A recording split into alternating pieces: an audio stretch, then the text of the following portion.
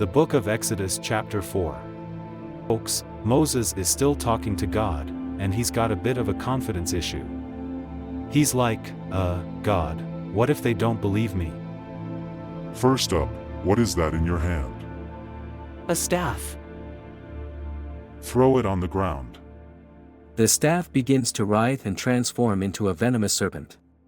Moses recoils in shock. The Lord said, Reach out your hand and seize its tail. Then, God steps it up a notch.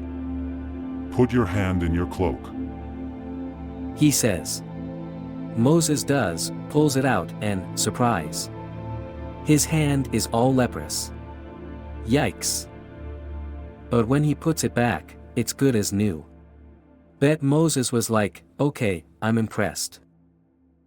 God's like, if the snake and the hand signs don't work, just take some water from the Nile, pour it on the ground, and, boom. It'll turn to blood. Say to King Pharaoh, the Lord says, let my people go, so that they may worship me. Moses went to his father-in-law, Jethro, and said, I need to go back to Egypt to see if my people are still alive. Go, and may things go well for you. Moses took his wife, sons, and the staff of God and headed for Egypt. When you get to Egypt, perform all the wonders I've given you. But I will harden Pharaoh's heart so he won't let the people go. Tell him, Israel is my firstborn son. Let him go to worship me, or I will take your firstborn.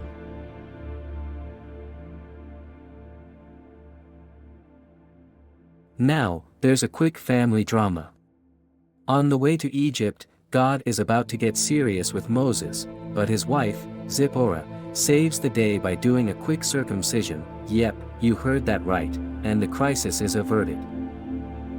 Marriage goals, right? If God speaks to someone about an issue that concerns two people, he confirms it by speaking to the second person involved, for God is not a God of confusion. He confirms his word. God tells Aaron, Go into the wilderness to meet Moses. Aaron sets out, meets Moses at the mountain of God, and they greet. Moses then tells Aaron everything God said, including the signs he's supposed to perform.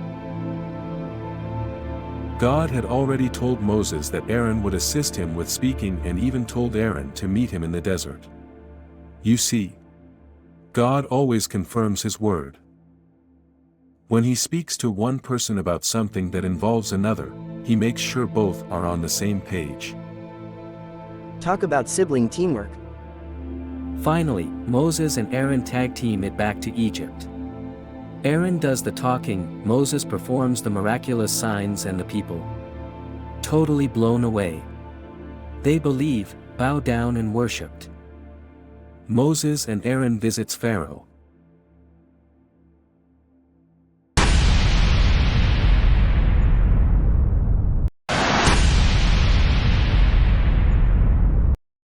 And the stage is all set for the big showdown with Pharaoh.